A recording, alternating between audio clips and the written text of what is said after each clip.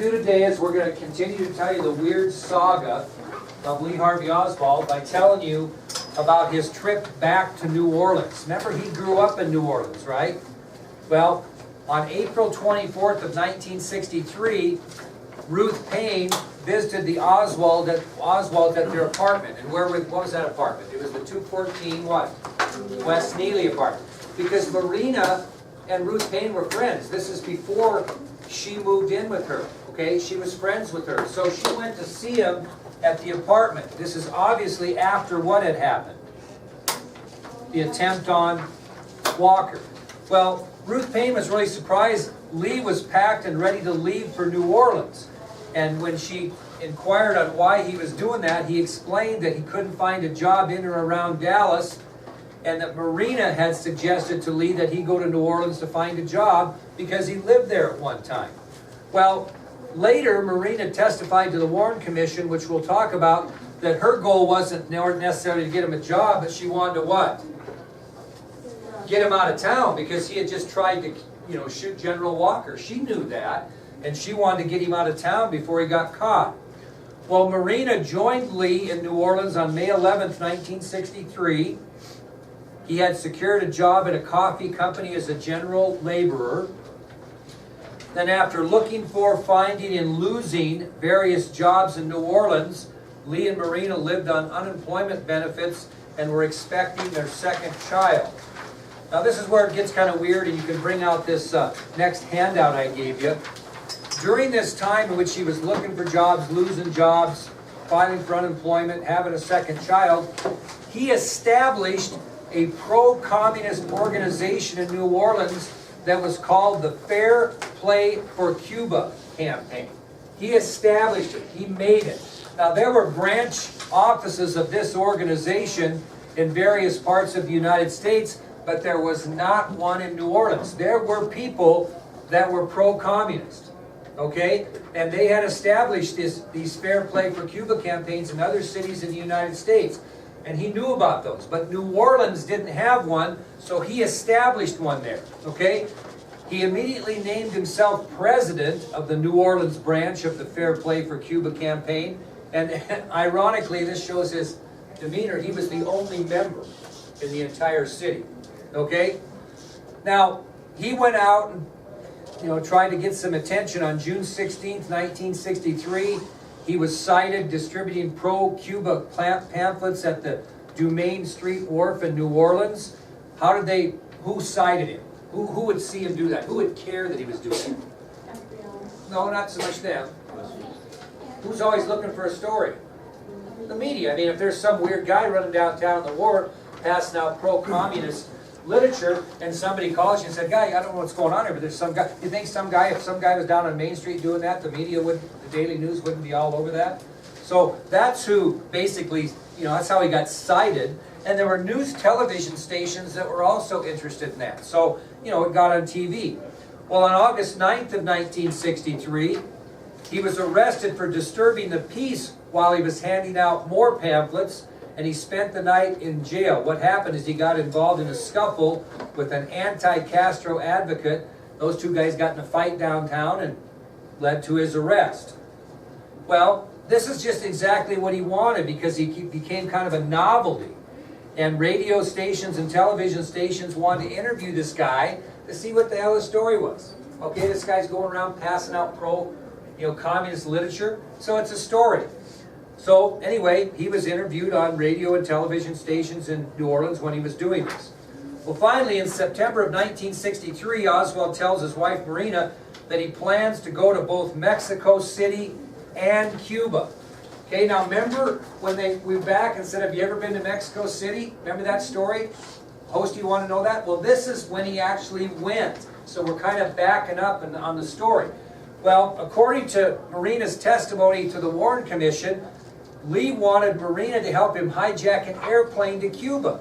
I mean, that's what he wanted to do, and she talked him out of it.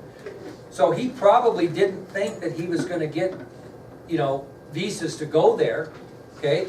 Well, not long after this situation, Ruth Payne came from Texas, Irving, and visited Marina in New Orleans. They were good friends. And on September 23rd, 1963, Marina returned to Dallas with Mrs. Payne. She had recently separated from her husband, and they came back to Texas. And Mrs. Payne invited Marina to move in with her in Irving. Okay? She was concerned about Marina. She knew that Lee was volatile, he was abusive, and she asked if she wanted to move in. She was 8 months pregnant and had not received any prenatal care of any kind up to that point. And so Mrs. Payne, and you'll get a chance to talk with her when we get through the burial and all that, that'll be our last interview.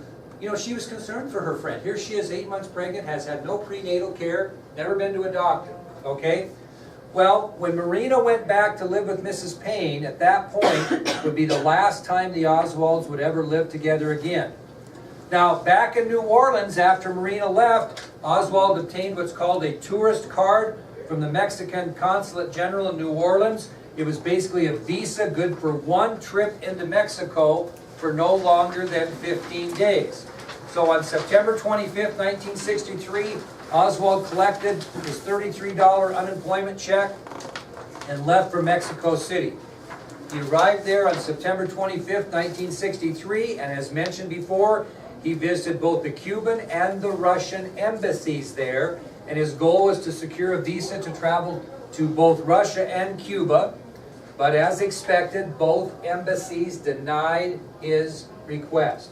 So that makes up the story of Hosty coming in when he found out Oswald's letter stating that he had been to Mexico City and had met with this, political assassin in the Western Hemisphere. So that whole story was true. When they said, "Have you ever been to Mexico City?" and he said, "I've been to Mexico," he was, kind of curbing the question. I mean, he had been to Mexico City, no question about it. He had been to both embassies. He had tried to get visas to both communist countries, no doubt about it. And he did that in September of '63. Well, frustrated with the result, Oswald returned to Texas on October 3rd, 1963 via bus and checks into the Dallas YMCA for shelter and files a claim for unemployment compensation.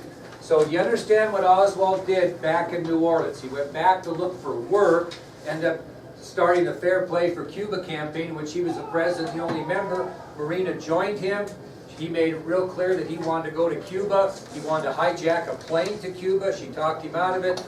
Mrs. Payne showed up and rescued her really from the situation, and Lee got a visa, temporary visa, and went into Mexico City, went to both embassies and tried to get visas to go to those countries and were denied, so now he's back in Texas. And that's our next subtopic, Oswald back in Texas. Well, like we talked about, because of expenses and family issues, Oswald and Marina split up when Lee returned to Texas. Marina continued to live with Ruth Payne. Where is Lee Harvey Oswald going to go? Okay, you think the boarding house, and he did, but actually on October 7th, 1963, he rented a room at 621 North Marsalis in the Oak Cliff section of Dallas. But his landlady kicked him out after a week.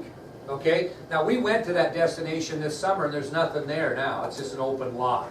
But we went to it. So he went to try to rent a room at that address and was kicked out. Then on October 14th, 1963, is when he rents that small room under the false name of O.H. Lee at 1026 North Beckley Street. So who did they know him as at the boarding house? Lee Harvey Oswald? No, all those people thought his name was O.H. Lee. And this guy's got quite an imagination, doesn't he? O.H. Lee is who he rented the boarding house under. It wasn't Lee Harvey Oswald, it was O.H. Lee. So the lady that rented the boarding house to him, and her name was Gladys Johnson, she thought his name was O.H. Lee. Okay? Well, he paid $8 a week for that room, and his $8 a week included daily dusting, bed straightening, and trash removed. Okay? They would replace his linen and towels twice per week, but that was the deal. $8 a week. They would dust his room for him. They would straighten out his bed, make his bed. They'd remove any trash he had, and they would change his linen and towels twice a week. That's what he got for his $8. Now, Oswald, when he got back to Texas, tried to get a job, and he had a very difficult time getting a job because he could not drive. And it was actually Mrs. Payne who had heard from her neighbor, Buell Wesley Frazier, that the Texas School Book Depository was looking for help. So when she found that out from Buell, she informed Oswald of the openings, so he applied for the job at the depository. And I gave you a copy of his application. So, do you think Ruth Payne has some guilt feelings about that? Concerning the way it came out? Do you think Buell Frazier has some guilt feelings about that, the way things came out? I mean, you got to think about that. Mrs. Payne, I'll let her answer that for you when we talk to her. So he applies for the job. He's interviewed by Superintendent Roy Truly. He's hired at the depository to fill book orders. I think that's what Buell Frazier told you as well. And he started work at the Texas School Book Depository on October 16th, 1963. 4 days later, on October 20th, is when his second daughter, Audrey Marina Rachel Oswald, was born, and she went by Rachel, but that was her name. Audrey Marina Rachel Oswald. Now, because Oswald couldn't drive, he would walk from his boarding house to the depository during the week. Anybody want to guess? I think we mentioned. How far was that? About 2 miles. So not impossible. You guys would never do it, but what? Why couldn't you drive? He didn't have a driver's license. Never tried to get one. Never attempted to get him. He didn't have a license. In those days, it wasn't like today. I'm watching Judge Judy last night, and there's this big suit between two people over a car. And if you don't, first thing Judge Judy asks you if there's a wreck between two people, first thing she asks the person is what? Do you have any insurance? They shouldn't even ask for a driver's license. And if they say no, they don't have insurance, oh boy, you're done. You're not going to win. She's going to crush you. So Oswald didn't have a driver's license. He couldn't afford any kind of insurance. Of course, the insurance laws weren't like they are today. And so he would walk to the depository during the week. We've told you the story. On Friday afternoon, he would hitch a ride with Frazier to Mrs. Payne's residence to spend the weekend with Maureen and the girls. And Frazier just lived a few doors down from the Payne residence and would give Oswald a ride back to work on Monday morning. Okay? So we know that story, correct? Okay, let's talk about the FBI, the Kennedy assassination, and Lee Harvey Oswald. We're going to go back a little bit to James Hostie's role in this and what he knew and what he didn't know. Now, before we get on that, we got to talk about the big FBI, okay? J. Edgar Hoover, FBI director, okay? So when President Lyndon Johnson returned to Washington, D.C. after the assassination, he ordered the FBI to take over the investigation in Dallas concerning the assassination. How do you think that went over with local police? Bad, real bad, okay? Federal law did not allow for the FBI to have jurisdiction over the case, and the Dallas Police Department knew it. So Johnson really didn't have the right to have the FBI take over the case. Well, even though they didn't have the right, FBI Director J. Edgar Hoover demanded that the rifle and other evidence collected by the Dallas police after the assassination be sent to the FBI crime lab in Washington, D.C. Now, Dallas Police Chief Jesse Curry was not happy about that. But, I mean, you're talking about the director of the FBI here. So he agrees, hesitantly, by the way, to do that under the condition that the evidence be returned to Dallas within 24 hours. So Curry agrees to send the rifle and all the evidence to the FBI crime lab in Washington with the caveat that it's back within 24 hours. Now, Lee Oswald had been under the study by the Dallas branch of the FBI since he returned from New Orleans, and we talked about that. And prior to President Kennedy's motorcade through downtown Dallas, these are the things the FBI knew about Lee Harvey Oswald. This is before the president ever got off the airplane at Love Field. They knew, one, that Oswald was in Dallas. They knew, two, that he was a practicing Marxist. And again, Marxist is someone that believes in Marxism. It's a form of government. Number three, they knew that Oswald had defected to Russia, seeking citizenship there. Number four, they knew that he had married and returned to the United States with a Russian wife. And they also knew that he had a job at the Texas School Book Depository. Who accumulated all that information on Oswald? James Hostie. But what information didn't he have right at that point? The fact that he had been to Mexico City and met with that assassin. Okay? Well, this is a great story. After President Kennedy was assassinated, a guy by the name of Hugh Ainsworth, and I got to find his picture on here. What would I do with that? Come on now, come on. I'll find it. But anyway, a guy by the name of Hugh Ainsworth, who was a reporter for the Dallas Morning News, did an interview with FBI Chief J. Gordon Shanklin. He was the FBI chief where? In Dallas. He was in charge of the entire FBI in Dallas. Okay? Well, he asked Shanklin, why did the FBI not interview Oswald at the depository before the president's trip? Does that make sense? You know the guy's in Dallas. You know he's a practicing Marxist. You know he had defected to Russia and attempted to seek citizenship. You knew he had a Russian wife and brought her back to the United States. And you knew he had a job at the depository. His point is, why would you not go talk to that guy as a precautionary plan? Shanklin replied that they were afraid if they went and confronted Oswald at his job, they might fire him. He would lose his job. And Ainsworth's reply back to Shanklin was, well, Mr. Kennedy lost his, didn't he? Lost his job because he was shot.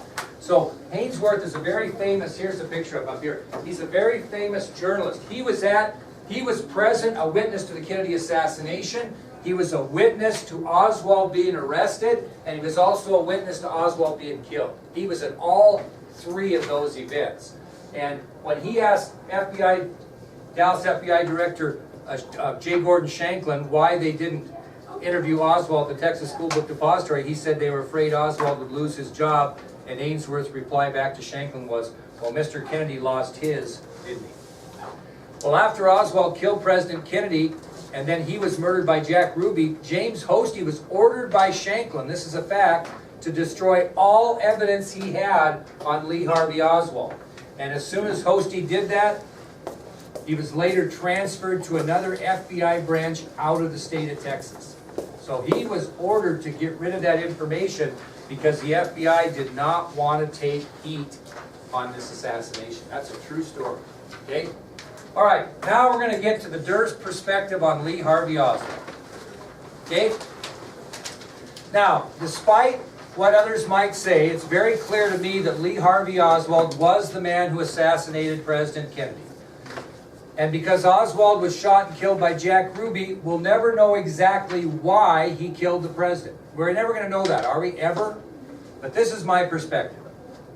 Did Lee Harvey Oswald have a specific plan to get away after the assassination? And if he did, where was he going? And what was his plan? Now I want to think some things to consider.